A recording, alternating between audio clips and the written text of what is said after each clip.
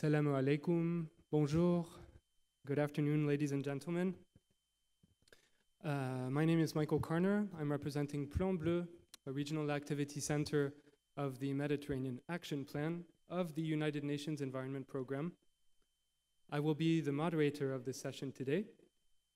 And before we begin with our esteemed guests, I'd like to thank the organizers of this very important summit, the Mediterranean Climate House Foundation, the Tanger Tétouan Al Hoceima region, and a special thanks to our coordinator, Professor Khalid Msami.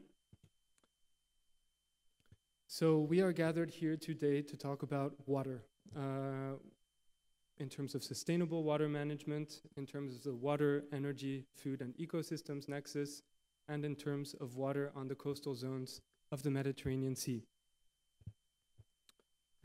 So as you know, water is the source of life. The water is the source of all life. And before we begin with the interventions, I'd like you to look up at this decoration here because it made me think of a drop of water.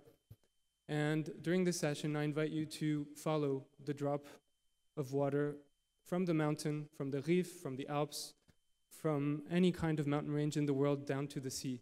And I want us to think about how together we can treasure this resource collectively so that it can bring us water security, food security, and keep life alive for both humans and non-humans on this planet. So to begin the session, I would like to welcome Mr. Rafik Belkorshi, Vice President of the Tanger Tétouan Al Hoceima region. I would also like to thank and welcome Mr. Ahmed El Bouari, who is Director of, who is the Director of Irrigation at the Ministry of Agriculture, Fisheries, Rural Development, and Water and Forests of the Kingdom of Morocco. We will begin with these two esteemed guests to contextualize our session in Morocco. And as a first question, gentlemen, I would like to ask you how we can improve local governance to foster an integrated approach to governance and empower local authorities to ensure water security and food security in the face of climate change and environmental degradation. Thank you. Over to you, Mr. Belkorshi. You're welcome to join us here at the podium if you like.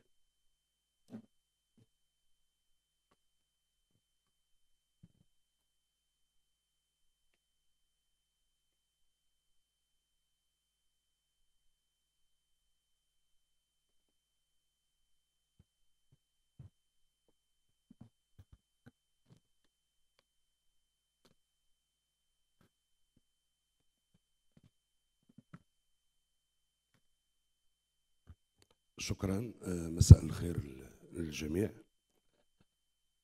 تهديف مقاربة الترابط بين الماء والطاقة والأمن الغذائي إلى دراسة التفاعلات والترابط بين المياه والطاقة والغذاء من أجل تعزيز الاستخدام المستدام والفعال لهذه الموارد في سياق البحر الأبيض المتوسط المتسم بموارد المائية والطاقية محدودة. من الضروري تطوير حلول متكاملة تعزز الأمن الغذائي مع الحفاظ على الموارد الطبيعية، لا سيما أن المنطقة تعد بين المناطق ال25 أو ال25 الأكثر تسارعاً في ارتفاع درجة الحرارة على مستوى العالم. وبالتالي التعامل السريع مع هذه الظاهرة يتطلب سياسات مبدعة ومبتكرة لضمان موارد المنطقة. ويعد المدخل الترابي المحلي مفتاح نجاح أجرأت مقاربة الترابط بين الماء والطاقة والأمن الغذائي. ومن بين بعض الأمثلة الناجحة لإضفاء الطابع المحلي الترابي على مقاربة النيكسوس في البحر الأبيض المتوسط مشروع نيكسوس أغوا فود في إسبانيا. ينفذ هذا المشروع بمقاربة متكاملة لتربية الأحياء المائية المستدامة باستخدام المياه المعادة تدويرها من محطات معالجة مياه الصرف الصحي لإنتاج الأسماك والخضروات، حيث يتم اعتماد استخدام المياه المعالجة لسقي المحاصيل، مما يوفر موارد المياه العذبة مع إنتاج الغذاء بشكل أكثر استدامة. التجربة الثانية منطقة بولونيا بإيطاليا. اعتمدت هذه المنطقة المتوسطية مقاربة نيكسوس لتدبير المياه والطاقة والزراعة. تم تطوير أنظمة الصقر الموفرة للمياه باستخدام الطاقة المتجددة لتشغيل المضخات وأنظمة السقي، وقد أدى ذلك إلى تحسين كفاءة السقي وتقليل الاستهلاك المياه في الزراعة مع تشجيع استخدام الطاقة النظيفة. المشروع الثالث هو العلاقة بين المياه والطاقة والغذاء في لبنان. يركز هذا المشروع على الإدارة المتكاملة لموارد المياه والطاقة والغذاء في سياق أزمة اللاجئين السوريين في لبنان. تم وضع حلول لتحسين الوصول إلى مياه الشرب وتوفير أنظمة الطاقة المتجددة وتعزيز الزراعة المستدامة للمجتمعات المحلية واللاجئين. وقد أتاح هذا النهج تعزيز قدرة السكان على الصمود مع الحفاظ على الموارد الطبيعية. توضح هذه الأمثلة كيف يمكن تنفيذ مقاربة النيكسوس بنجاح في البحر الأبيض المتوسط لتعزيز الحلول المبتكرة المستدامة. ولتوسيع نطاق الحلول من المهم تعزيز التعاون بين مختلف الجهات الفاعلة بما في ذلك الحكومات والمؤسسات البحثية والمنظمات الغير الحكومية والمجتمعات المحلية. يعد تبادل الممارسات الجيدة وتبادل المعرفة وبناء القدرات أمرا ضروريا لتعزيز تبني نهج نيكسوس على نطاق أوسع والتصدي للتحديات المعقدة المتعلقة بالمياه والطاقة والأمن الغذائي في منطقتنا منطقة البحر الأبيض المتوسط. يتطلب تنفيذ مقاربة الترابط بين المياه والطاقة والأمن الغذائي، تنسيق بين مختلف القطاعات والجهات الفاعلة، مع ما يطرح هذا الأمر من ضرورة اختيار الأطراف المؤهلة لإنجاح تنفيذ هذه المقاربة، والتي لا يمكن إلا أن تكون ضمن رؤية متعددة المستويات تشمل المستويين الوطني والمحلي. على المستوى الوطني يمكن للحكومات أن تلعب دورا مهما في تنسيق ووضع سياسات عمومية وأطر تنظيمية تدعم هذه المقاربة، يعني مقاربة النيكسوس المتكاملة والمندمجة، بشكل يسمح أن تلعب دورا مهما في تعبئة التمويل وتنسيق المشاريع على أوسع النطاق. أما على المستوى المحلي يمكن للجهات الفاعلة المحلية مثل الجماعات الترابية ومنظمات المجتمع المدني والمجتمعات المحلية والشركات القطاع الخاص المساهمة في التنفيذ الملموس لمشاريع النيكسوس، حيث غالبا ما يكون الفاعلون المحليون في وضع أفضل لفهم الاحتياجات والتحديات المحددة لمنطقتهم وتطوير حلول ملائمة لها. في نهاية المطاف يتطلب النهج النيكسوس المتكامل تنسيقا وتعاونا وثيقا بين مختلف المستويات والجهات الفاعلة المحلية عبر منهجية واقعية للموضوع تتطلب المداخل التالية. أولا، تقييم الموارد والاحتياجات، بمعنى إجراء تقييم شامل لموارد المياه والطاقة فضلا عن الاحتياجات الغذائية للمنطقة. سيساعد هذا التقييم على فهم الترابطات والفرص من أجل استخدام أكثر كفاءة واستدامة لهذه الموارد. جوج، إشراك أصحاب القرار ومختلف المعنيين بما في ذلك السلطات المحلية والمزارعين والشركات ومنظمات المجتمع المدني والخبراء التقنيين. تعد المشاركة النشطة لجميع أصحاب القرار والمصلحة أمرا ضروريا للتنفيذ الناجح لنهج النيكسوس. ثلاثة، تحليل أوجه التكامل بين مكونات رابطة المياه والطاقة والأمن الغذائي، وكذلك الحلول البديلة، بمعنى تحديد مشاريع والسياسات التي يمكن أن تعزز الحلول الممكنة وتجنب تضارب الاختصاصات. أربعة، التخطيط المتكامل، وضع خطة عمل متكاملة تتضمن تدابير محددة لتحسين كفاءة استخدام المياه والطاقة في الزراعة وتعزيز الممارسات الزراعية المستدامة وتطوير مصادر الطاقة المتجددة وتعزيز الأمن الغذائي. 5. التعاون بين القطاعات. تعزيز التعاون بين قطاعات المياه والطاقة والغذاء من خلال إنشاء آليات التنسيق والتعاون، تشجيع تبادل الخبرات والشراكات ما بين القطاع العام والقطاع الخاص، والمبادرات المشتركة لحل المشكلات المعقدة المتعلقة بنهج نيكسوس. 6. المراقبة والتقييم، بمعنى وضع آليات للرصد والتقييم لقياس التقدم المحرز في تنفيذ نهج النيكسوس، سيحدد هذه النجاحات والفجوات والفرص للتحسين المستمر.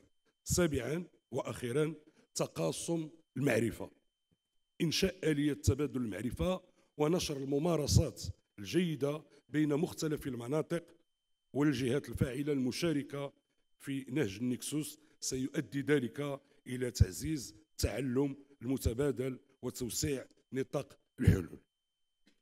من المهم التأكيد أنه على صعيد جهة طنجة تطوان الحسيمة قمنا باعتماد رؤية مستشرفة للتنزيل الترابي لرابطة الماء والطاقة والأمن الغذائي، وذلك من خلال إدراج مشاريع تعزز هذا الترابط ضمن برنامج التنمية الجهوية للفترة الممتدة ما بين 2021 و 2027، حيث كانت جهتنا من بين الجهات السباقة إلى هذا التوجه كاختيار استراتيجي لبلورة خطة تنموية مندمجة مستدامة. هذا المسار سنعززه من خلال محطات دورية للحوار وتبادل التجارب والخبرات عبر منتدى سنوي لهذا الترابط بالجهة على غرار المنتدى الأول الذي عقدناه خلال شهر يونيو المنصرم. شكرا على إنصاتكم.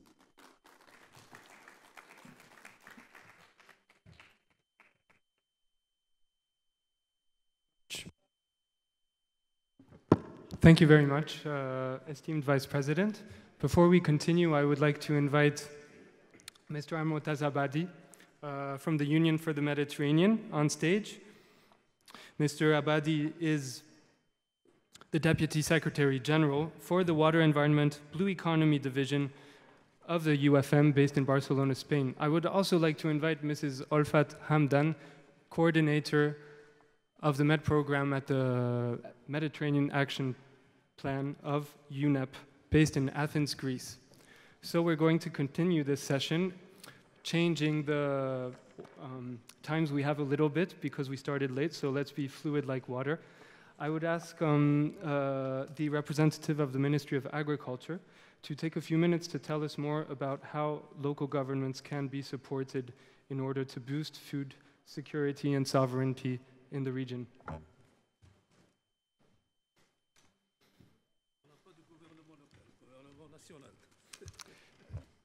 Ils arrivent après.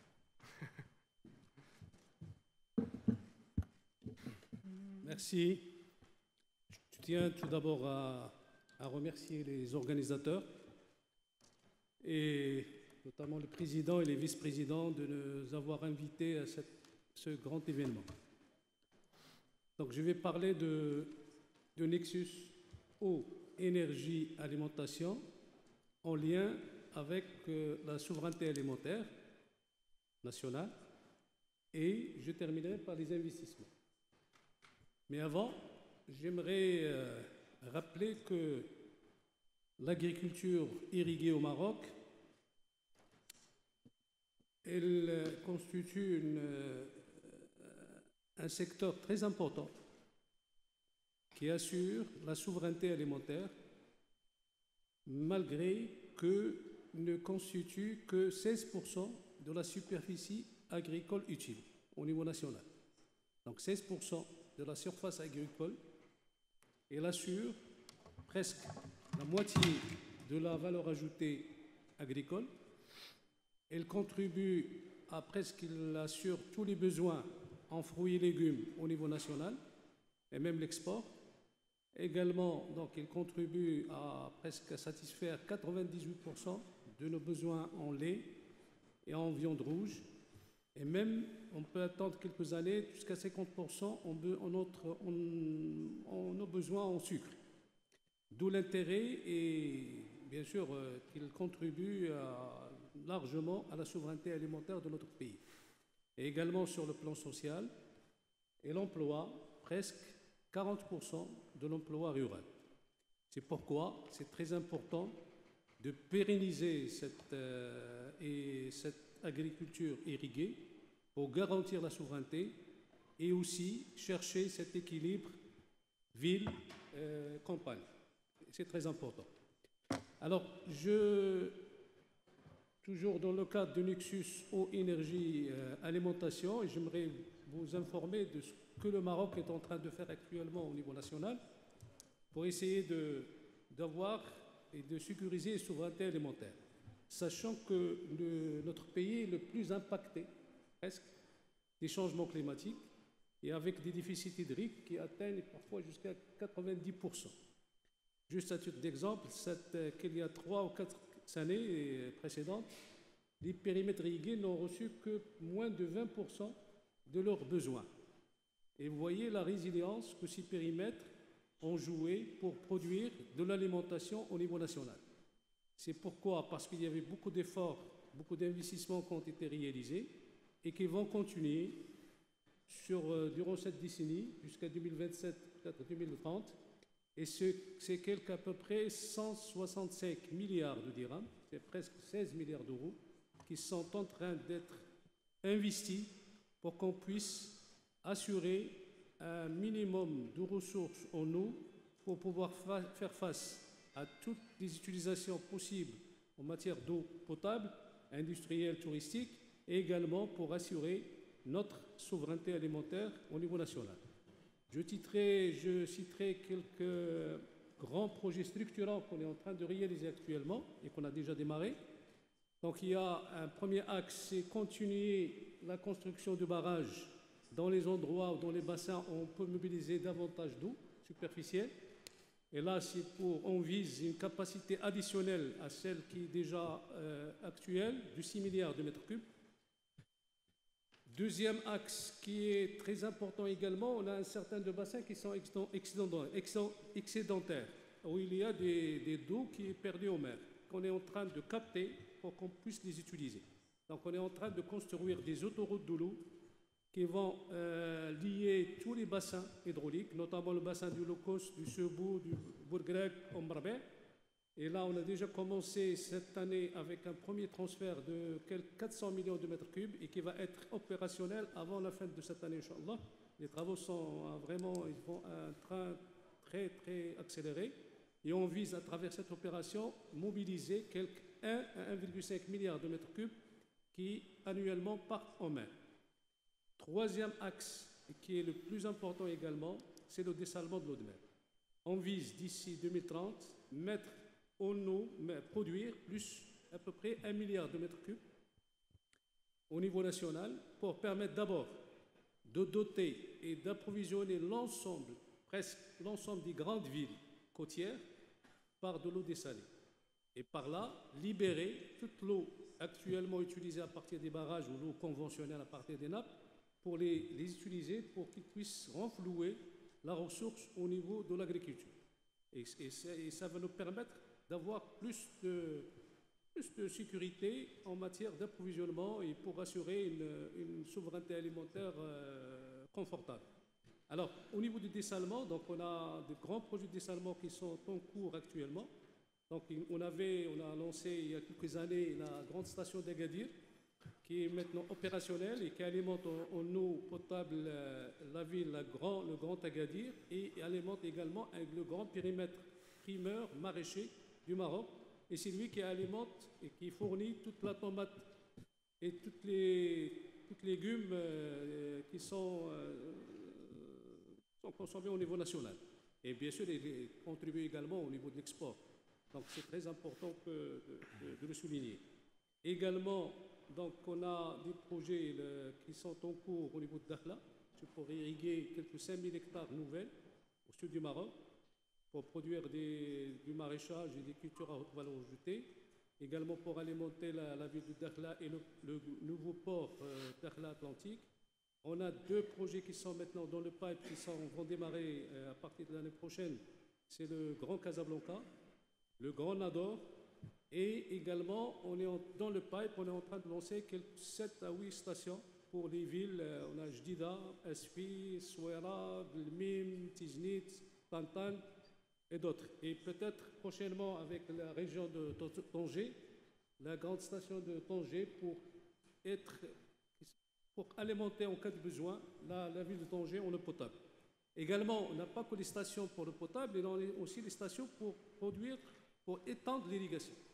Donc on a un projet de 100 000 hectares qui serait lié directement à partir des stations, quelques 500 millions de mètres cubes, qui vont être destinés à produire l'ensemble de nos besoins en légumes, en fruits et légumes, pour le besoin national et également pour l'export.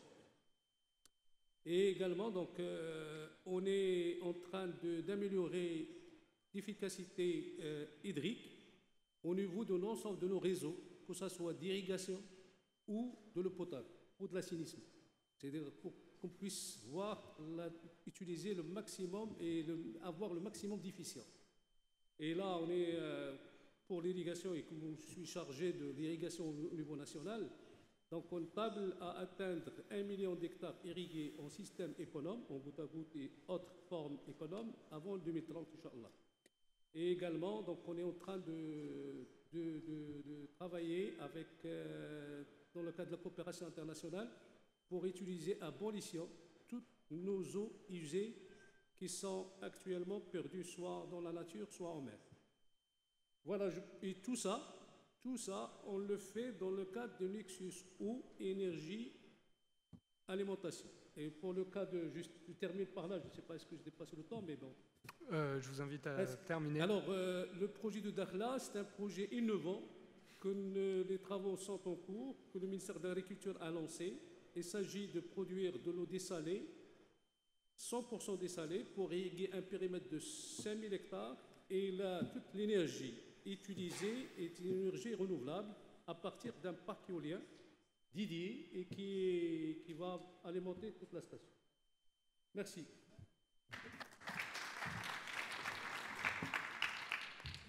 Merci beaucoup, Monsieur El Bouhari. Sans plus tarder, j'aimerais inviter Monsieur Almotaz Abadi à venir nous expliquer de quelle manière l'Union pour la Méditerranée travaille pour le Nexus.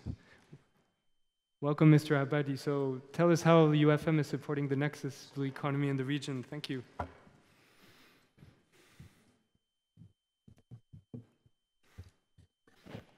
Thank you very much for inviting us to take part of this important session, with this important meeting. I am very glad to be here in Morocco, to be representing the Union for the Mediterranean, as well as to be part of this important discussion to cope the emergency situation due to the climate change.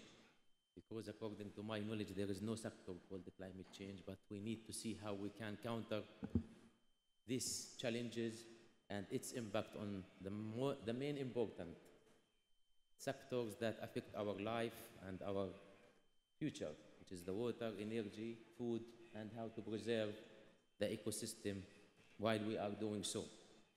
And respecting all names and titles, I'm happy to be here in this region, Mr. Vice President of the region, and also our friend from the ministry, our colleague from Spain, Catalonia, and UNIPMAP, and from Plan Blue. I'm very happy to be here.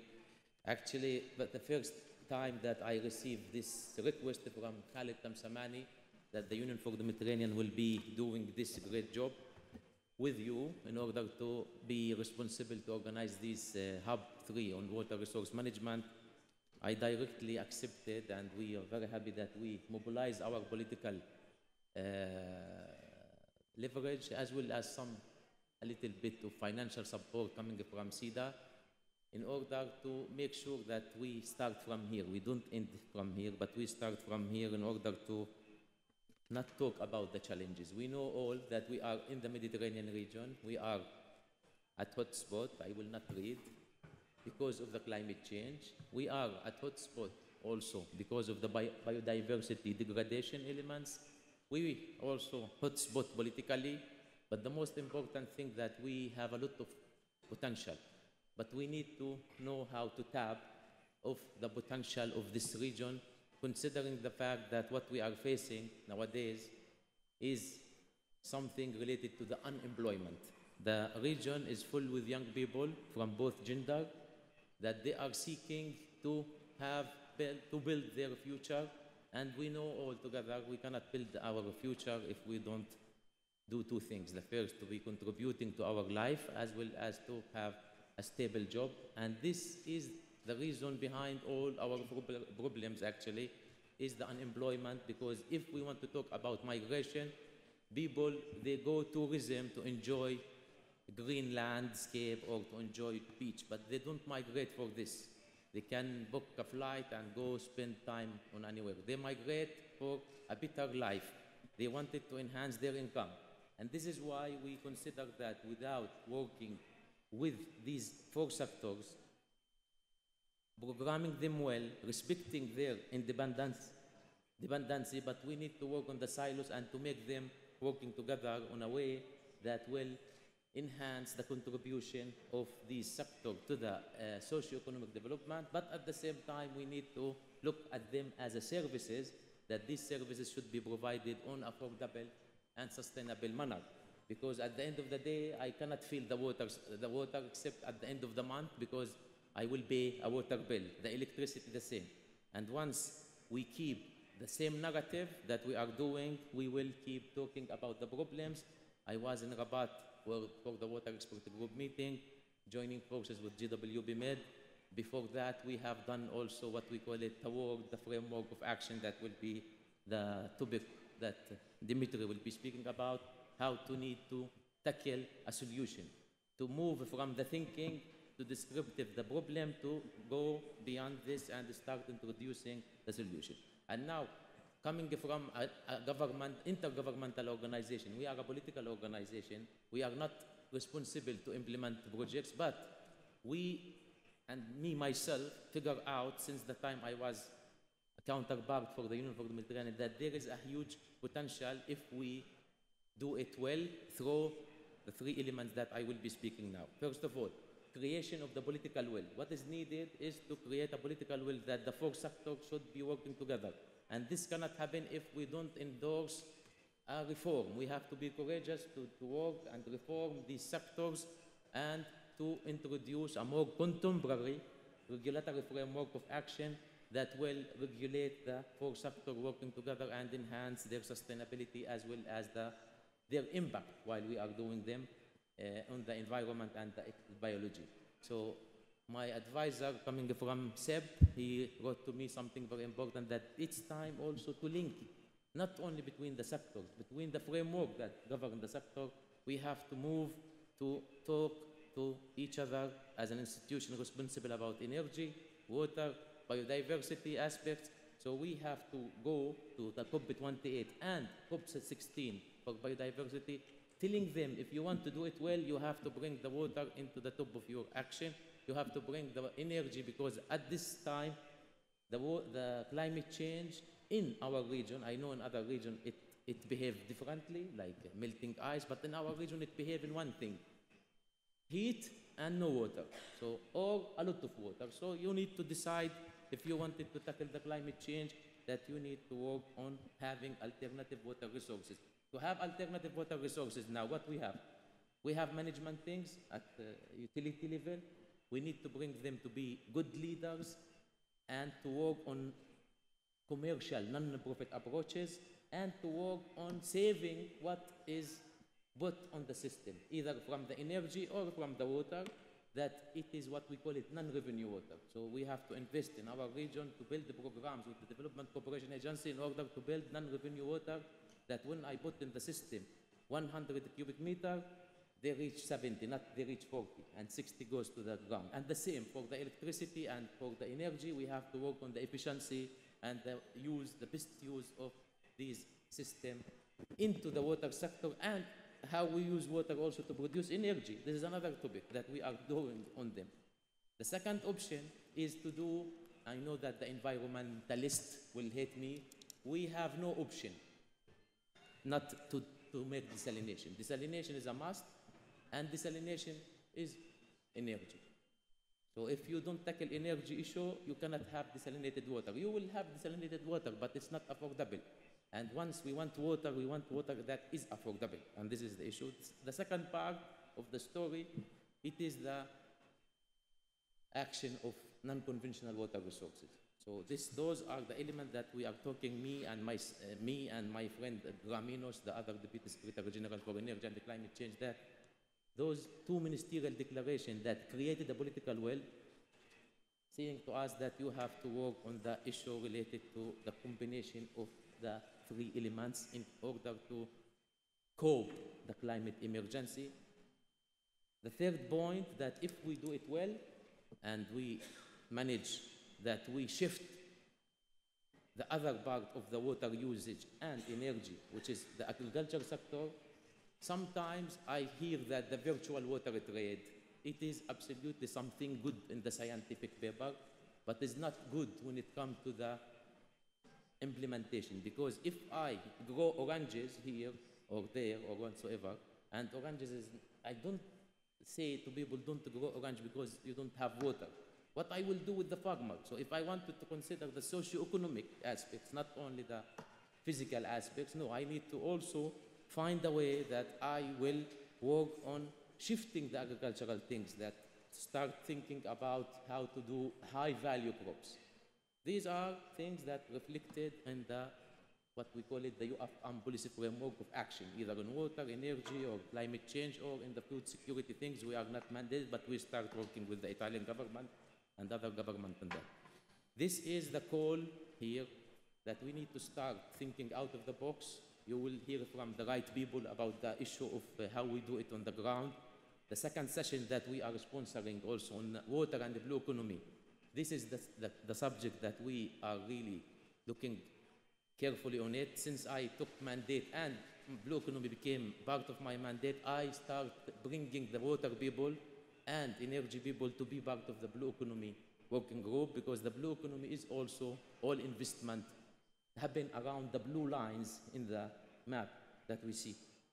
So it is marine litter, it is offshore energy, it is agriculture, food security things. But the most important thing is also, it is a wastewater treatment plants that will do two things: more water to farmers and also protecting the sea and making more good fish to come to our plates. And with that, I would like to keep you to the next speaker, calling that we need to empower our youth by youth. So this is the other chapter, that this session and the second session, we need to focus how to create better entrepreneurial system and jobs for young ladies and young men around this table and beyond, in order to be really working for our future. Otherwise, I will not accept to come to another meeting to talk about description of a crisis. Thank you.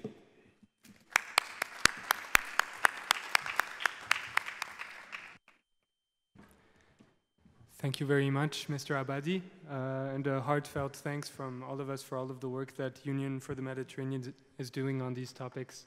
I'd like to invite another regional actor, represented by Madame Olfat Hamdan, to explain how the Mediterranean Action Plan of the United Nations Environment Programme is working on the Wi-Fi nexus and connected topics in the region. Thank you very much. You will intervene in Arabic, I believe. Yeah. Thank you. يعطيكم العافية جميعاً. اسمحوا لي أحكي بالعربي، مع أنه عم مثل اليوم خطة عمل البحر المتوسط لبرنامج الأمم المتحدة للبيئة. أنا جاي من لبنان، وللحظ الجميل أنا انضميت لبرنامج الأمم المتحدة للبيئة من سنتين، وأنا عم دير برنامج الميت بروجرام اللي هو بيعنى بتعزيز الأمن البيئي لمنطقة البحر المتوسط. إنما اليوم بشرفني إنه أنا عم مثل منسقة خطة عمل البحر المتوسط لبرنامج الأمم المتحدة للبيئة. للأسف ما قدرت تكون موجودة معنا، مفروض هي كانت تفتتح اليوم الجلسة، بس كلفتني إنه مثلها بهيدا الاجتماع، وأنا عندي الشرف إني مثلها. بالبداية بحب أشكر أصحاب الرعاية، بحب أشكر المملكة المغربية اللي استضافت هيدا الاجتماع واستضافتنا جميعاً بأرجائها. بحب أشكر أكيد القيمين على هيدا الاجتماع، هالتنظيم الجيد والرائع. وأكيد بحب أشكر بشكل خاص مجلس طنجة تطوان الحسيمة ودار المناخ المتوسطية. للحقيقة خطة عمل للبحر المتوسط اللي هي مقرة باليونان بأثينا سعت، واللي هي تعتبر الأداة التنفيذية التقنية لاتفاقية برشلونة، فهي بتعنى بكل شيء بيختص بمكافحة تلوث البحر المتوسط، وهي بشكل أساسي بتقوم بتنفيذ نشاطات من شأنها حماية الموارد المائية، وأكيد أهم شيء تلوث البيئة البحرية وحماية البيئة البحرية لمنطقة البحر المتوسط. وأكيد بتهدف لتعزيز قدرة دول البحر المتوسط على مواجهة المشاكل العديدة اللي بيعاني منها البحر المتوسط، وأهمها تعنى بتعزيز ومواجهة ومكافحة التغيرات والتقلبات المناخية، وأكيد أثرها السلبي على مختلف عناصر البيئة، بخص هون البيئة البحرية والساحلية لمنطقة البحر المتوسط. وأكيد لتقدر تقوم بتنفيذ أو حماية الموارد المائية والمناطق الساحلية، أكيد بتوضع هالشي بسلم أولوياتها السنوية، وأكيد بخطط عملها السنوية. عرفني مايكل إنه أنا مديرة برنامج المات بروجرام. للحقيقة هيدا البرنامج هو مثل ما قلت بيعزز الأمن البيئي لمنطقة البحر المتوسط. هالبرنامج ممول من قبل مرفق البيئة العالمي، بديروا برنامج الأمم المتحدة للبيئة، وأكيد بتنفيذ خطة عمل البحر المتوسط. وأنا مع فريق عمل عم نساعد خطة عمل البحر المتوسط لتنفيذ هيدا البرنامج. هيدا البرنامج الحقيقة بيشترك فيه 10 دول، عم نحكي أكثر عن دول الجنوب المتوسط، والحقيقة المغرب هي واحدة من الدول اللي مشاركة بهيدا البرنامج، وعلى طول معودتنا المغرب على دايماً إنه هي سباقة بالمشاركة بالنشاطات. وللحقيقة هو هيدا البرنامج فيه 8 مشاريع، والحقيقة دولة المغرب مستفيدة من عديد من النشاطات، وأكيد مستفيدة من النشاطات الإقليمية اللي بتهدف بشكل أساسي لتعزيز التوعية والتبادل المعارف وإلى ما هناك. أكيد هيدا البرنامج عم بيتم بتنفيذ مثل ما قلت خطة عمل البحر المتوسط، بس إنما كمان بشراكة العديد من الجهات بخص منهم بلون بلو، بابراك، والجي دبليو بي ماد، اللي كمان هن عم بيساعدونا بتنفيذ 8 مشاريع اللي بتنضوي ضمن إطار هيدا البرنامج. البرنامج بيساعد العديد مثل ما قلت من دول البحر المتوسط، وأكيد المملكة المغربية على إعداد خطط عمل لإدارة المناطق الساحلية، أكيد من خلال إدراج مبادئ الويفي، واللي هو بنص على التكامل بين المياه والطاقة والغذاء وأكيد النظم البيئية. وأكيد مش بس بيوقف هون، مش عم بدخل أو مش عم بيتم إعداد خطط عمل لإدارة المناطق الساحلية بس من خلال إدراج مبادئ الويفي، إنما كمان عم يسعى لإدخال حلول لمكافحة التغير المناخي اللي بتواجهه العديد من الدول، وأكيد بالاعتماد على الحلول اللي هي بتعتمد على الحلول الطبيعية. فهيدي الشغلة بعدنا عم نحاول نحن نقوم فيها. صحيح ما في كتير تجارب بدول البحر المتوسط، فعم نقدر نستفيد من هيدا البرنامج لنقدر نعمم هيدي الثقافة والاعتماد على الحلول الطبيعية. أكيد يعني من خلال هيدا البرنامج ومن خلال هالمشروع اللي الثلاث مشاريع اللي بتنطوي تحت إطاره يعني ثلاث مشاريع بتختص بمكافحة التغير المناخي وتعزيز الاستدامة البيئية. رح نكون عم نقوم بهالثلاث مشاريع اللي هن ضمن هيدا المنطلق لأكيد تعزيز الدول اللي هي مشاركة بهيدا المشروع لنقدر نساعدهم أكيد على تنفيذ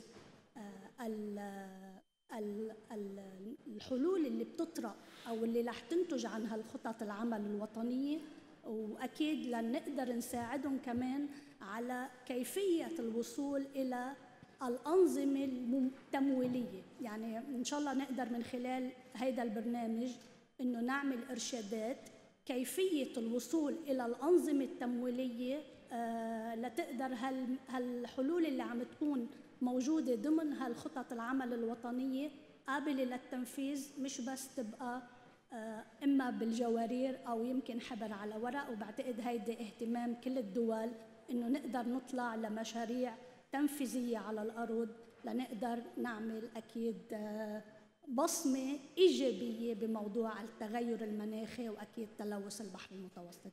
بشكركم، مش حاخد وقت أكتر لأنه زملائي أكيد رح يحكوا بشكل مفصل عن الويفي وعلى الخطط العمل لإدارة المناطق الساحلية، فبوقف هون وبشكركم مرة تانية وبتمنى لكم اجتماع ناجح. شكراً.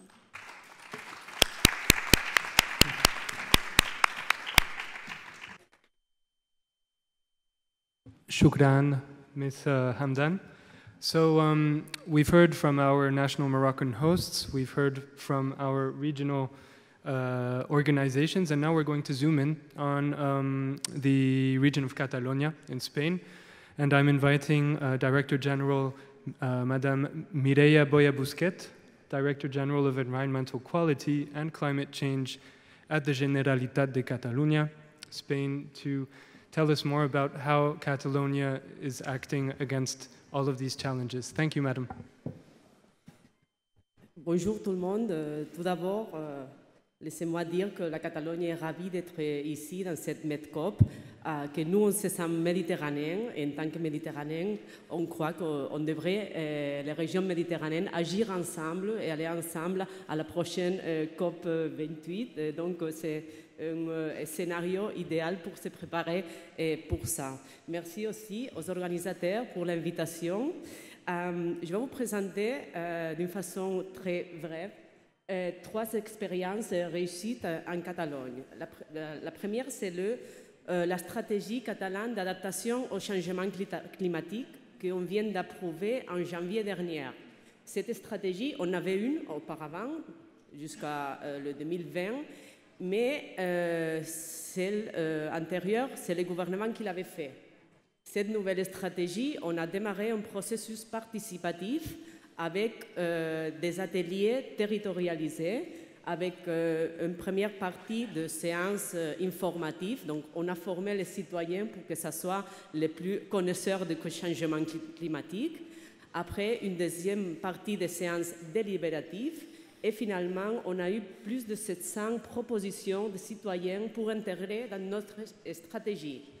Le résultat, c'est une stratégie avec 312 mesures que tout le ministère du gouvernement de la Catalogne doit intégrer pour s'adapter au changement climatique.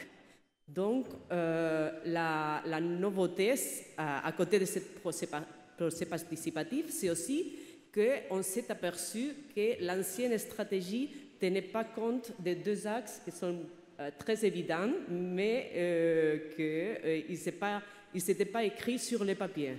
Le premier, c'est que l'axe du genre, c'est-à-dire le changement climatique, a un effet différent sur les femmes que sur les hommes. Et on pourrait donner beaucoup d'exemples. Et le deuxième, c'est l'axe social. Ceux qui ont moins ont aussi les effets les plus importants du changement climatique. Donc, toute stratégie gouvernementale doit tenir compte de la question du genre et de la question sociale. Donc, on aime parler d'une adaptation au changement climatique qui doit être équitable et qui doit être féministe aussi.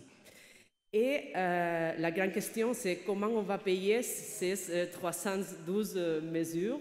On a la chance d'avoir une loi de changement climatique du 2017 qui prévoit la création d'un fonds climatique. Un fonds qui chaque année a 100 millions d'euros et qu'il est nourri par 2 taxes, sous le principe de ce sont les pollueurs qui doivent payer l'adaptation au changement climatique. Donc on a une taxe aux voitures qui émettent du dioxyde de carbone, et on a une taxe aux activités les plus polluantes. Ça nous permet de, par exemple, cette année, on a mis en place une ligne, un programme de subvention pour les communautés locales de 40 millions d'euros pour les aider à s'adapter au niveau de la sécheresse, que c'est le grand problème d'actualité en Catalogne. Donc, les investissements du gouvernement sont payés par les pollueurs, mais on les transfère aux communautés locales. Donc, c'est de haut en bas. La deuxième expérience, ça va démarrer en octobre de cette année, c'est l'Assemblée citoyenne pour le climat. Là, on va choisir un échantillon de 100 citoyens catalans. On va veiller pour que ce soit un échantillon représentatif de la diversité des citoyens de la Catalogne, pas seulement hommes, femmes, de tous les âges, de tous les territoires, aussi de toutes les origines. Et on va les former aussi au changement climatique. On a un comité d'experts qui veille pour que la science soit au cœur des débats. Donc, pour ne pas aller des côtés qui ne sont pas scientifiques, pas tomber sur des propositions qui peuvent toucher le populisme. Donc, on a ce comité formé par des experts internationaux de l'IPCC, de tous les centres de recherche catalans qui sont pointillés dans le monde. Et donc, c'est 8 sessions, les 4 premières informatif, donc on va mener toutes les positions d'un côté et de l'autre pour informer les citoyens, et 4 sessions pour que cette centaine de citoyens peuvent faire une discussion, une délibération autour de 2 sujets. Comment on fait la transition énergétique et quelles sont les conséquences de choisir un modèle ou un autre. Il y a beaucoup de débats qui portent des problèmes sur le territoire. Non, on veut l'éolienne, mais on ne la veut pas près de chez nous. Et la deuxième question, c'est autour du modèle agroalimentaire, de la production à la consommation. Donc là, le gouvernement de la Catalogne va recevoir les propositions de cette centaine de citoyens. On va voir la viabilité légale, économique, et ça seront nos propositions pour voir comment on va les implémenter dans un futur proche. La troisième expérience, c'est la création des comités de cogestion de pêche. Le gouvernement de la Catalogne a mis en place un système que c'est unique de gouvernance participative de la mer axée sur la cogestion, qui place la nature et les personnes au cœur des décisions. Ça a commencé avec des preuves pilotes en 2012, et ça a continué en 2018 avec l'approbation d'un décret-loi qui normalise la cogestion comme l'outil, la façon de faire, de gouverner la ressource pêche. Et avant, on était la seule région en Europe qui avait par loi ce système. Maintenant, il y a le Portugal aussi qui nous a suivis.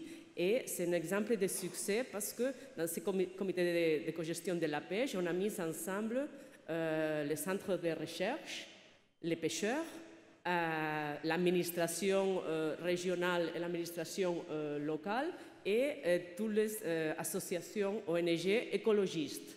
Donc, ils sont en égal tous, et ils décident de façon conjointe comment gérer la ressource pêche sur un territoire précis, concret. Ça fait qu'on a assuré dans le territoire qui marche comme ça la conservation de la biodiversité. On a assuré que la science a des données, parce que les pêcheurs collaborent avec les scientifiques pour donner des données scientifiques.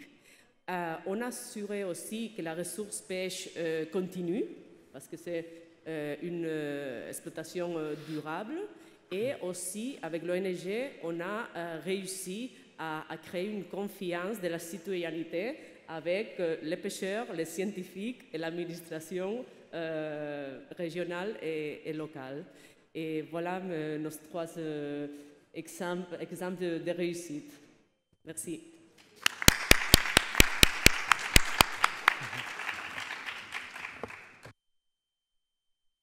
Merci Madame Boya-Bousquet, la directrice générale. Je ne pense pas exagérer en disant que la Catalogne est une grande source d'inspiration pour nous tous et notamment vos voisins occitans et provençaux.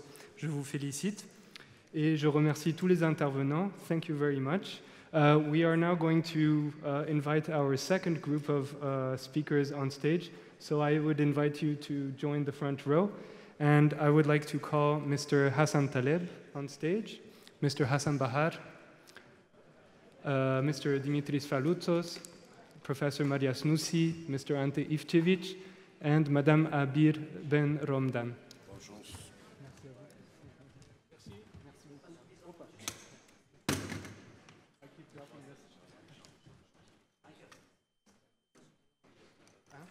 Je me tiens debout. On aura une personne à chaque fois.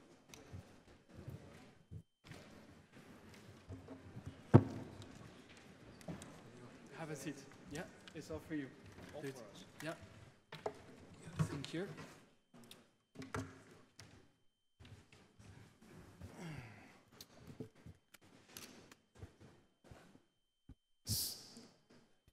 So in the interest of time, and especially of the Blue Economy session that's coming next, I would like all of you to try to be short, synthetic, and efficient. I'm sorry, but we have the official ceremony coming up at 5, and that's a hard stop.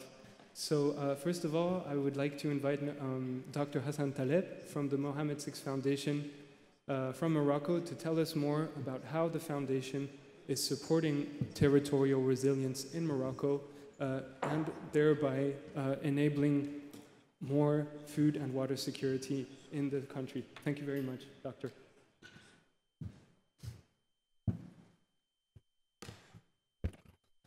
Bonjour. Tout d'abord, j'aimerais remercier les organisateurs de la Medcop d'avoir invité la Fondation Mohammed VI pour la protection de l'environnement. Je vais être très bref dans la présentation de la Fondation. Je pense que tout le monde connaît. La Fondation Mohammed VI pour la protection de l'environnement, c'est une fondation qui a été créée en 2001 par Sa Majesté le roi Mohammed VI, que Dieu l'assiste, et qui a confié la présidence à son Altesse royale, la princesse Lalla Hasna.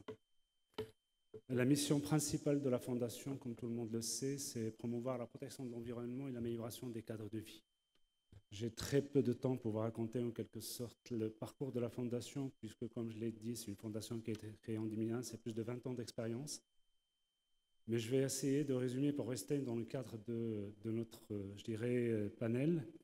La Fondation Mohammed VI pour la protection de l'environnement, dans ses actions de, je dirais, fidèle à sa mission de sensibilisation et d'éducation à l'environnement, a démarré donc tout le processus de protection de l'environnement et notamment de l'environnement côtier par le lancement du programme phare qui tout le monde connaît, le programme Plage Propre de 1999, qui a permis en quelque sorte à la Fondation et à sa présidente d'être reconnue, ce programme reconnu comme un des meilleurs programmes qui pourrait être pris comme exemple, puisque le PAPCAR, le programme d'action de la Méditerranée, avait nommé son Altesse royale en 2007 comme présidente, comme ambassadeur de la côte.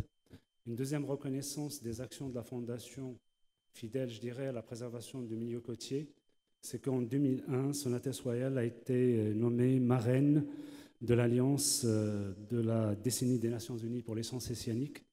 Cette nomination permet de montrer que la Fondation est fidèle à son action de protection et de sensibilisation, notamment de la jeunesse, à la préservation de ce milieu.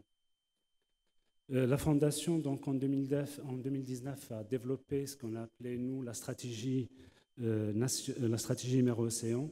Cette stratégie qui compte contribuer à l'émergence au Maroc et bien sûr à la Méditerranée de l'émergence d'une citoyenneté, je dirais, avertie, engagée et responsable pour l'avenir des océans, et en se concentrant notamment sur la préservation des écosystèmes littoraux, cette interface homme-océan, où, comme vous le savez, c'est là où il concentre la plupart des activités. Cette stratégie voudrait également placer le citoyen au cours de la stratégie de développement durable des pays, avec une attention particulièrement à la jeunesse, et renforcer la mobilisation autour d'un axe, je dirais, d'intervention relative à l'atténuation des pollutions. Cette stratégie mer-océan est basée sur 3 axes stratégiques. Le premier, c'est le développement des connaissances. Je pense que dans les interventions de tout à l'heure, j'ai entendu monsieur le vice-président de la région de Tanger, Tétouan Husseima, qui a parlé de l'amélioration des connaissances comme axe important. Donc la Fondation, je dirais, développe cette connaissance à travers un certain nombre de programmes qui sont destinés à tout public. Il y a surtout des programmes éducatifs de développement durable. Comme vous le connaissez, il y a les programmes Éco-École, Jeunes reporters pour l'environnement, AGUYEN, African Green Youth University Network. C'est un programme qui est destiné aux pays africains, à l'averdissement des universités. H, African Youth Climate Hub, qui était un programme aussi destiné pour l'Afrique, pour je dirais le développement d'un certain nombre de programmes et de projets destinés à la réduction des impacts des changements climatiques, et bien sûr avec l'utilisation je dirais, d'un dispositif transversal qui sont les trophées de l'ASNA littoral durable. Certainement, cette amélioration de connaissances permettrait sans doute à passer au deuxième axe, qui est le développement de la réduction des pollutions, la réduction de la pollution d'une manière générale. Qu'on vous sensibilisez, qu'on vous informez, ça entraîne par voie de conséquence un changement de comportement et une réduction de la pollution. Et c'est en 2019 que la Fondation a lancé son opération qui est Bahar Bla Plastique, que tout le monde connaît maintenant. On est à la 4e édition. Comme vous le savez, la Méditerranée, qui est l'objet de nos discussions aujourd'hui, reçoit à peu près 900 tonnes de plastique chaque année, et 40% de ces plastiques sont rejetés au niveau de ces plages, et notamment au niveau de cette mer, surtout pendant la période estivale. Donc la Fondation a lancé un projet qui est opérationnel pendant tous les étés. Nous sommes à la 4e édition, c'est l'opération Bahar Bla Plastique, qui est, elle, basée sur, je dirais, 4 indicateurs principaux aux défis. La première, on voudrait sensibiliser 2 millions de jeunes, et on a sensibilisé 2,3 millions l'année dernière, arriver à réduire la quantité de plastique, surtout au niveau des côtes, et on est arrivé à ramasser 17 tonnes de plastique par plage l'année dernière, en 2022, et on menait dans le cadre de cette opération des activités de sensibilisation au niveau des côtes. Nous avons émis un défi de 40 000 actions. On est arrivé à 43 000 actions l'année dernière, en 2022. C'est des activités, des actions de sensibilisation, d'éducation à l'environnement au niveau des plages, surtout qui traitent en quelque sorte de toutes les thématiques, aussi bien les changements climatiques que la biodiversité, que la pollution. Cette réduction de pollution permettrait d'avoir, je dirais, la mise en place de services récréatifs responsables au niveau des territoires, c'est-à-dire d'avoir des territoires beaucoup plus résilients. Et bien sûr, ces services récréatifs ou le résultat de services récréatifs permettrait d'avoir de nouvelles notions qui permettraient d'alimenter les connaissances des jeunes. Voilà, pour ne pas vous m'attarder, c'est la stratégie mer océan de la Fondation qui est mise en place depuis 2019, et dans l'esprit, c'est comme je l'avais dit, d'avoir des citoyens avertis, responsables, pour avoir, je dirais, un soubassement pour une économie bleue de toute la région méditerranéenne. Voilà, je vous remercie.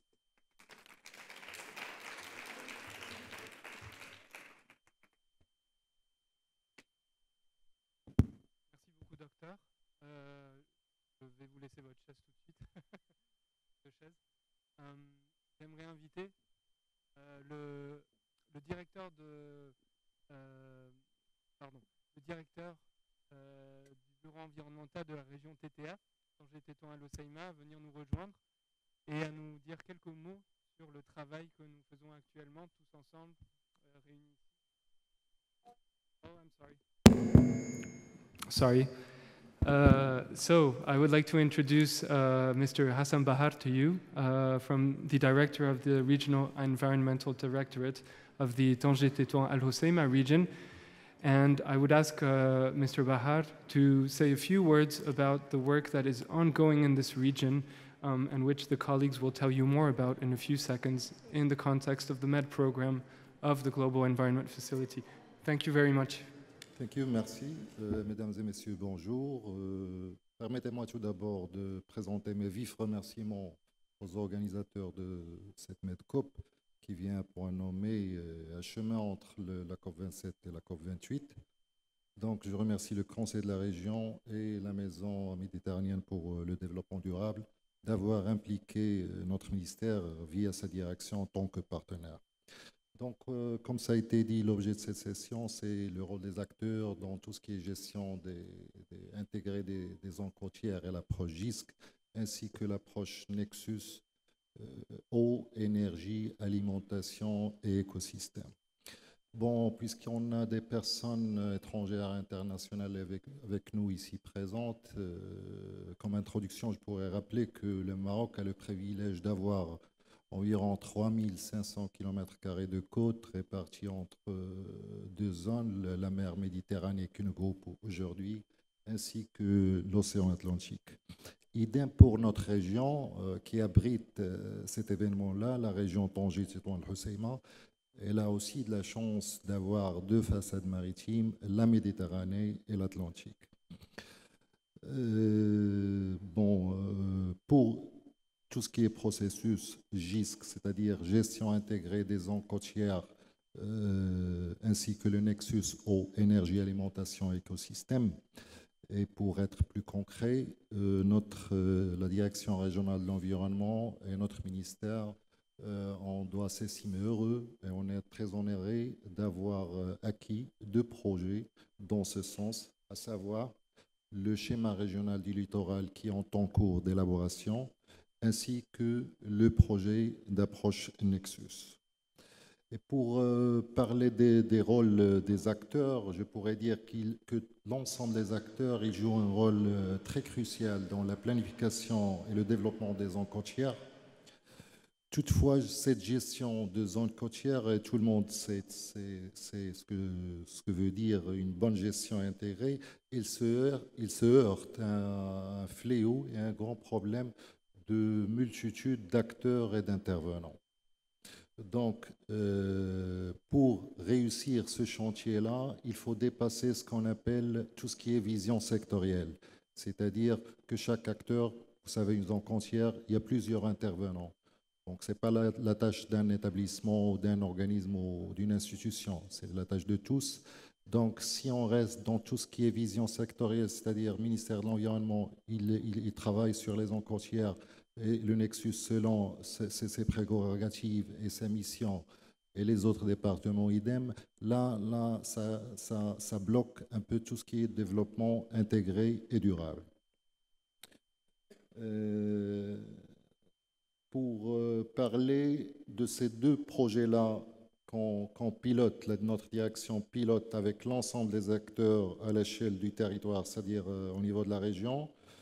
Donc, ces deux expériences ils nous ont permis de rassembler une panoplie d'acteurs autour de la table pour dresser des bilans concrets, réalistes et avoir une vraie cartographie des pressions, des actions engagées, ainsi que des actions programmées par l'ensemble des intervenants. Et l'exemple le plus vif, c'est le SRL. Le SRL, comme j'ai dit, c'est le schéma régional littoral.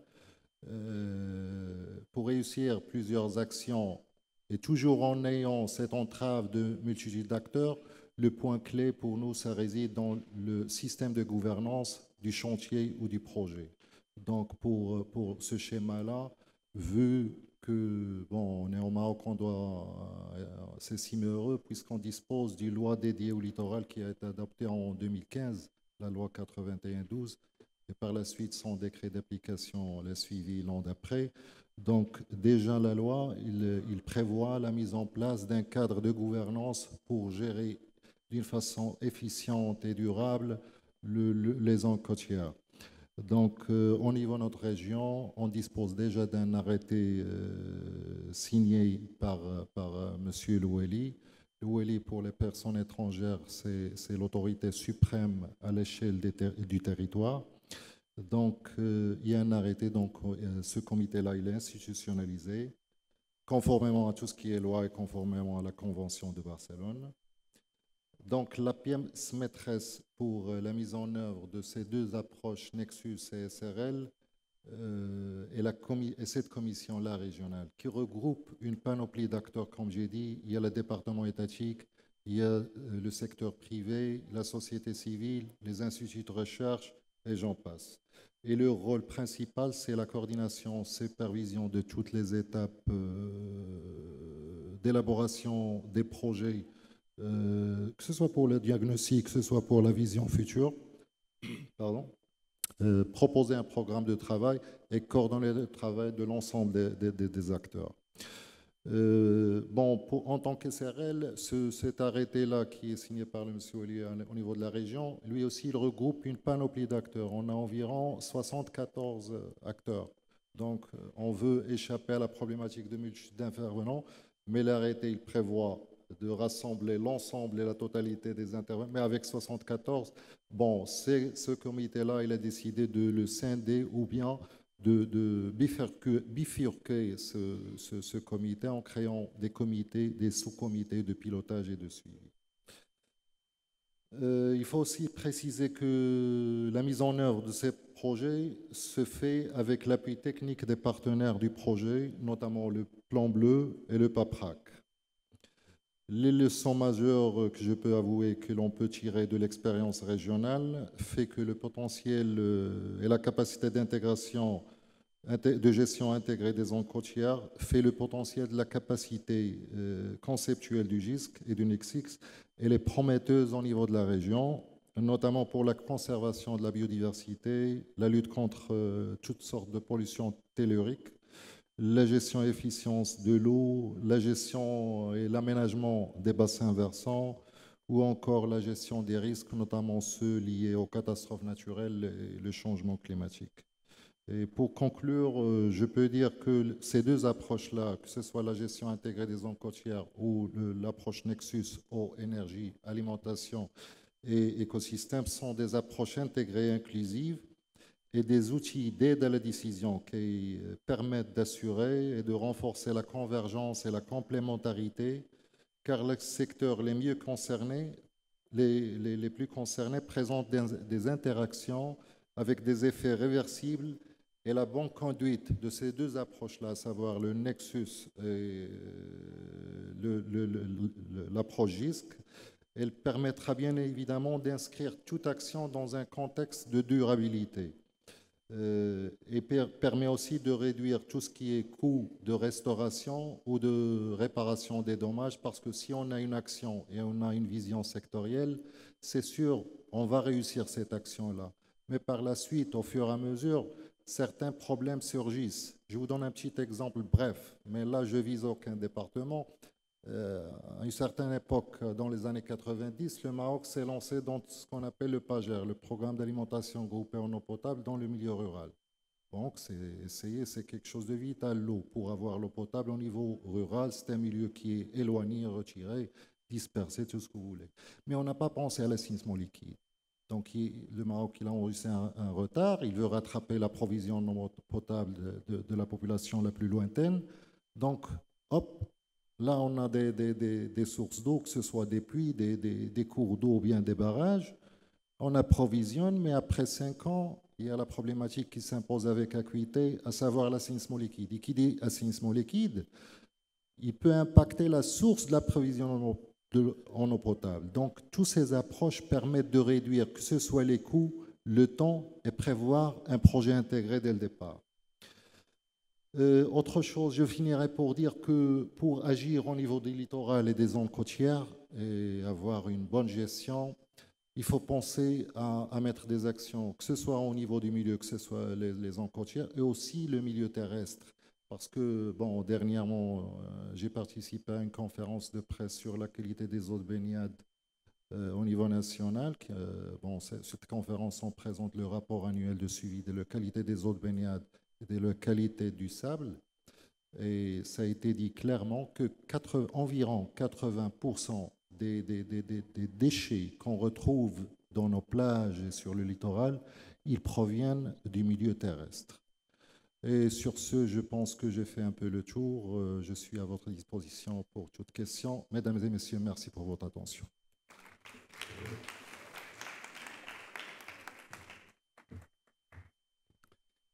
Merci beaucoup, monsieur le directeur.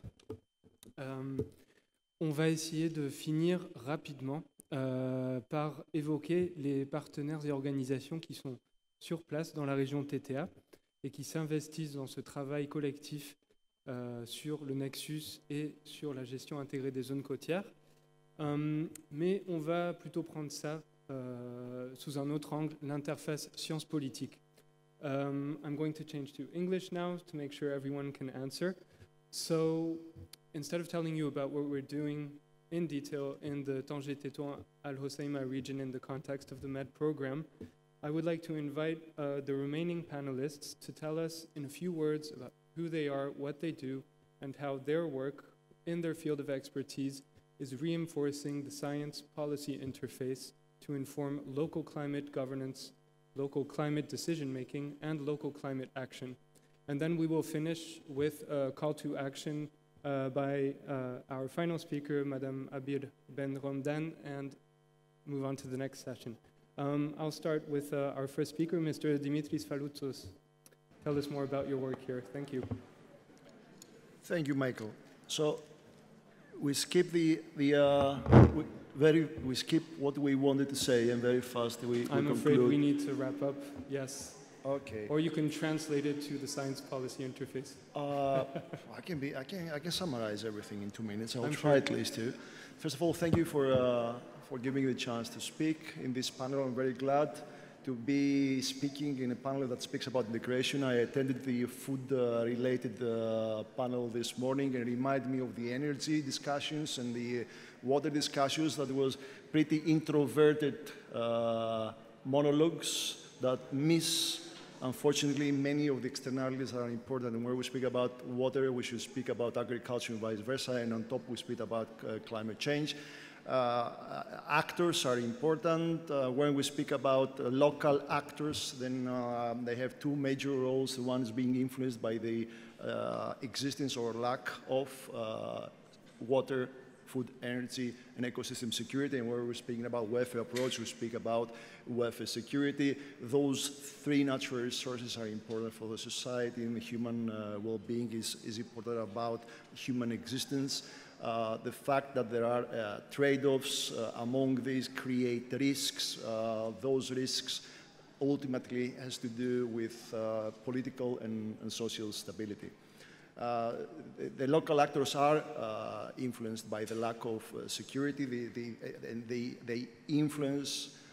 are influenced by decision-making. The welfare approach and the ICTM has to do about bridging those gaps in terms of integration, to bridge the gaps that has to do with the sectoral division of management, and also the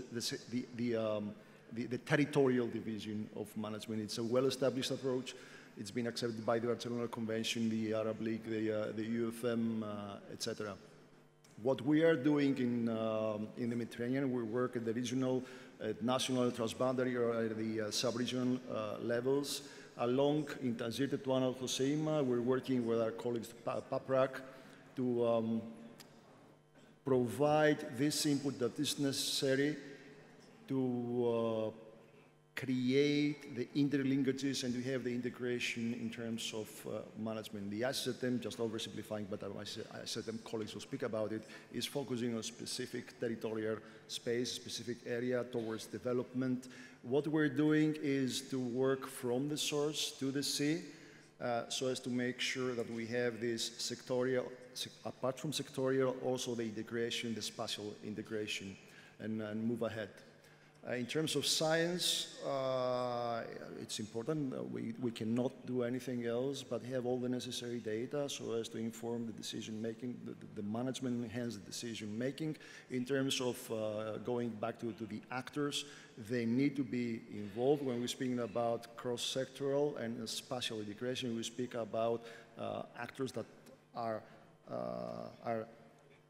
from the source down to the sea in different sectors. It is very difficult to have everyone on board. It is necessary to have everyone on board. They are the ones that ultimately will be implementing the decisions that are taken, so they need to inform the analysis that we are making in terms of science. They need to validate this science. They need to participate in the making of the measures. How to persuade all those. Just imagine that we speak with fishermen, and they need to understand that they need to be involved in a dialogue with cattle breeders upstream.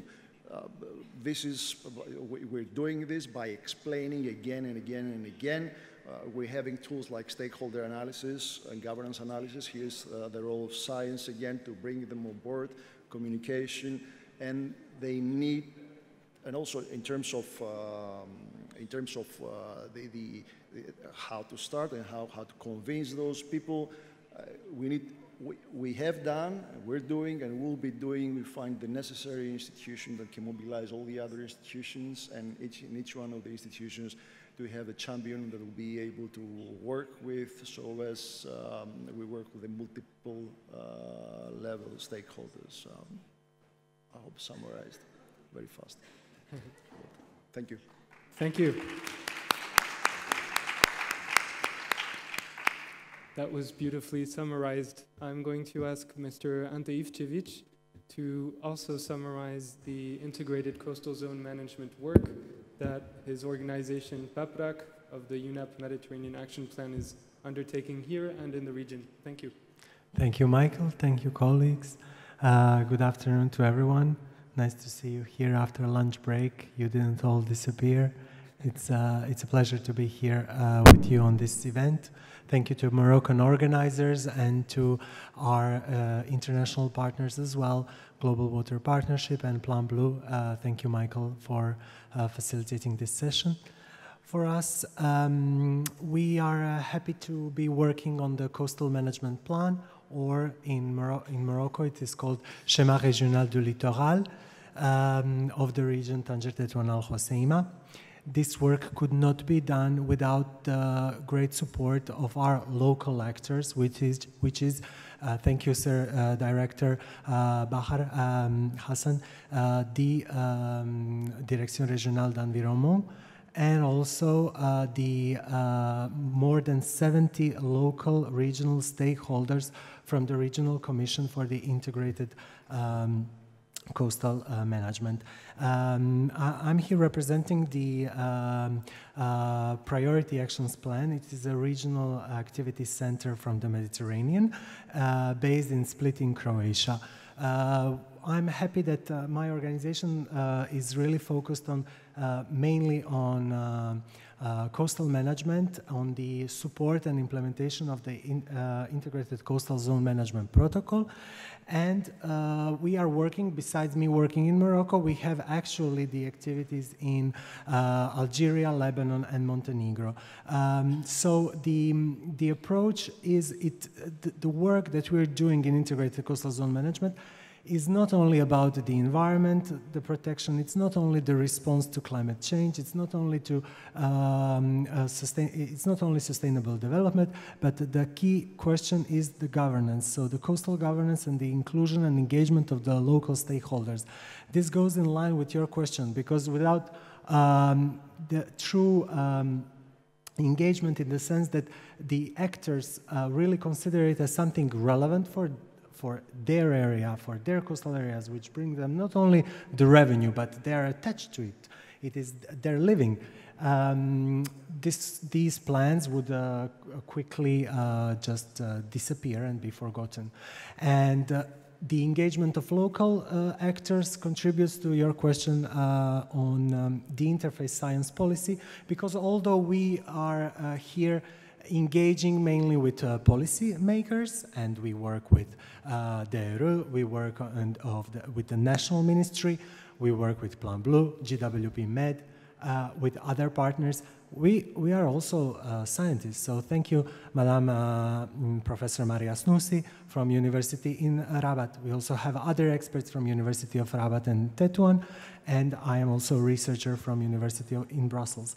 We are trying to engage in a sense that scientific information does not remain just a abstract thing on, oh, there are consequences of climate change, but we want to go really down to the regional examples. So we are addressing all those issues with the regional stakeholders when we talk about adaptation to climate change in the region of Tanger, Tetuan, Al Hoceima. Thank you, sir.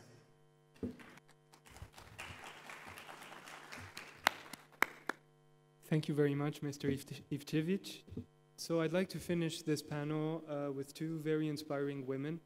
The first will speak to us about the science policy interface, and the second will speak about the science policy civil society interface, because we forgot to mention that. So first of all, I'd like to invite Professor Maria Snoussi, a catalyst of climate change adaptation and many other things in Morocco, to tell us about how this work and her work is informing the interface here and in the region. Thank you. Merci Michael, salam alaikum. Je voudrais d'abord remercier la région et la Maison méditerranéenne du climat, et en particulier professeur Tamsamani, un collègue, donc, pour nous donner cette opportunité aussi au secteur scientifique, à l'académie, aux académiciens de partager leurs connaissances avec la société civile et avec les décideurs en particulier. Et c'est vraiment le lieu pour justement échanger et combler ce fossé entre les scientifiques et les décideurs qui manquent cruellement. Donc là, je vais faire deux petites interventions qui sont reliées. Je voudrais juste compléter un petit peu ce qui s'est dit sur le schéma régional du littoral, le SRL, de la région Tanger-Tétouan Al Hoceima, auquel je participe. Et donc, je voudrais dire que c'est la déclinaison territoriale du plan national de gestion intégrée du littoral. C'est plus que la gestion intégrée des zones côtières, puisque pour la région TTA, on inclut aussi le nexus eau, énergie, alimentation, avec l'axe transversal qui est le changement climatique. Donc, c'est vraiment une intégration de ce qui est déjà intégré, la GISC, la GIR, le nexus. On essaye d'intégrer tout ça, et je pense que le SRL, c'est vraiment l'application de cette super intégration sur le terrain et avec les acteurs locaux. Donc, c'est un processus qui est éminemment participatif, puisqu'on implique dès le démarrage du projet toutes les parties prenantes, y compris les ONG, la société civile, le secteur privé, le secteur académique, etc. Et donc, c'est une co-construction ensemble, dès le départ, avec une vision commune partagée, comment on voit le littoral de cette région dans 20 ans. Donc, on partage la vision, les différents secteurs échangent, et on sort avec une vision commune, et on essaye de voir quelle est la stratégie pour arriver à établir cette vision pour les générations futures, c'est-à-dire dans 20 ans. Donc c'est ça le travail actuel du SRL, et on ne peut pas ne pas avoir cette vision holistique. Je vous donne juste un exemple, et si vous permettez, je donne un tout petit exemple. Si on veut construire par exemple un barrage qui est nécessaire dans les conditions de changement climatique, pour la sécurité hydrique, pour aussi fournir de l'énergie, si vous ne tenez pas compte aussi de l'impact sur les zones côtières, ça ne sera pas une vision intégrée, parce que justement au niveau des zones côtières, l'impact peut être catastrophique sur la disparition des plages et toutes les conséquences sur le tourisme, les conséquences socio-économiques qui vont avoir lieu. Vous faites disparaître les plages, les dunes qui font un rempart pour les ondes de tempête, enfin pour l'accélération des phénomènes extrêmes. Donc il y a une cascade de conséquences parce qu'il y a un barrage qui a été construit sans vision intégrée. Donc là, on voit vraiment le nexus entre comme a dit Dimitris, l'intégration spatiale, c'est-à-dire entre les zones littorales et l'amont, on remonte jusqu'à l'amont, mais aussi il faut intégrer les eaux marines, les eaux territoriales, parce qu'on sait que 80% de la pollution est d'origine tellurique, et donc tout cela fait un continuum entre l'amont et l'aval, et on dit toujours c'est l'amont qui nourrit l'aval, et il faut tenir compte de toutes ces composantes. Maintenant, je voudrais juste dire un mot, si vous me permettez, pour l'interface sciences politiques. Et comme je suis une scientifique, justement, je voudrais insister sur ce volet qui est vraiment crucial quand on travaille dans un monde d'incertitude. Quand on parle du changement climatique, on est dans un monde d'incertitude parce que c'est les moyens et long terme. On parle de 20 ans minimum, on parle des modèles qui sont encore avec beaucoup d'incertitudes. Donc, pour approcher la réalité, il faut se baser sur des connaissances scientifiques robustes, consolidées. Et donc, on ne peut pas se passer de la science pour fournir justement aux décideurs la bonne décision à prendre. Chaque fois je sors cet exemple et je vous prie de m'en excuser. Par exemple, quand il dit qu'il y a, quand le vent souffle, quand le vent du changement souffle, il y a certains qui construisent des murs pour se protéger et d'autres qui construisent des moulins à vent. Donc il faut prendre ce changement climatique comme une opportunité pour innover, pour justement être dans accepter le changement climatique, mais en même temps innover pour s'y adapter. Donc, et les scientifiques sont là pour renseigner les décideurs, pour leur donner les bonnes informations, pour prendre les bonnes décisions et donc limiter l'investissement et les pertes éventuelles. Et donc, il existe certes le MEDEC, je pense que vous en avez entendu parler, du MEDEC, qui est un réseau de scientifiques à l'échelle de la Méditerranée, qui regroupe 700 scientifiques, et qui a déjà sorti la première évaluation à l'échelle de la Méditerranée. C'est un mini-GIEC, si vous voulez, pour la Méditerranée, et qui a déjà sorti la première évaluation, le Marouane, première évaluation à l'échelle de la Méditerranée. Et ils ont aussi sorti un rapport spécifique aux zones côtières, et là, ils sont en train d'élaborer le rapport sur le nexus eau, alimentation et énergie. Donc, ils sont en plein dedans. Mais moi, je voudrais quand même proposer autre chose en plus, qui soit dans la rive sud de la Méditerranée, parce qu'on veut aussi être embarqué dans cette dynamique méditerranéenne. Et donc, je souhaiterais que la Maison méditerranéenne du climat soit aussi cette interface science-policy qui nous embarque aussi dans ce lien qui manque vraiment au niveau de la région MENA, au niveau de toute la Méditerranée, pour qu'on soit aussi dans cette dynamique. Et je suis sûre que c'est la place idoine pour porter cette mission de science policy. Voilà, je vous remercie.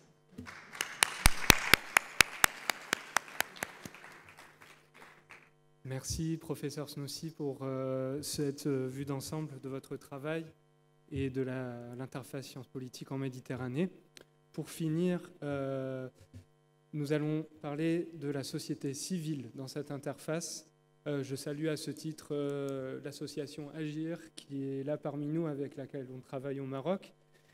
Mais j'aimerais maintenant demander à Madame Abir Benromdan, qui nous vient de Tunis, de l'Observatoire du Sahara et du Sahel, et qui est coordinatrice du Mediterranean Youth for Water Network, un réseau de jeunes professionnels de l'eau en Méditerranée, comment cette interface sciences politiques, société civile peut faire avancer l'action climatique locale et la prise de décision locale. Et je vous demanderai de terminer avec un appel à l'action pour qu'on puisse passer au prochain panel sur l'économie bleue. Merci beaucoup. Merci beaucoup, Michael. Donc, first of all, I want to express my gratitude for the wonderful region of Tanger and the organizer of Medcop, and for the leaders of this important session on water, energy, food, ecosystem nexus as a new ambition for local authorities that I am honored to take part and to bring the experience and the point of view of youth and civil society in the Mediterranean region into this very important question. So our network, it's bring more than 200 young professionals. We are researcher, entrepreneur, activist focusing on solving water-related challenge at regional and local level. Our mission is to connect and engage youth and to become a knowledge-based platform which creates and exchange best practices and create cross-linkage between Mediwatt and key decision makers and local communities in the region. Which brings me to this important question of SPI, Science Policy Interface, and how can dialogue between all over these actors can help to progress this local climate action. And so for my perspective of view, I think even from the last years, there are some progress in the SPI. There is still a lack of dialogue among researchers, the scientific level, policymakers, the normative level, and the people from the grounds of the local level, the operational level, which the International Panel on Climate Change, so the IPCC, highlighted in their report. That's why I think it's very important to have a knowledge creation. We need also to go beyond scientists and policymakers and to include the knowledge of local communities, which is there is a big lack in this point. I also want to emphasize that we need to have an effective progress of law. If we want to have an effective progress on local climate policies, under, for example, this Wi-Fi nexus, we need to enhance partnership, so between academia, citizens, in the process of achieving the SDG, especially SDG 13, 14, 6, 2, and 70. And finally, we need also to ensure better communication and coordination through all these actors, through vital tools and strengthening SPI and climate change. As a concrete example, for example, the sphere of academia should more communicate their results to better respond to the needs of the decision makers. And also the decision makers should take these outcomes into the design and the implementation of their action, taking into account all these outcomes of research, the innovative solution also of youth, and the best practices of local community. Thank you very much, and we are here. If you want to, there are a proverb, I think, if we want to progress more, we need to work together. Thank you very much.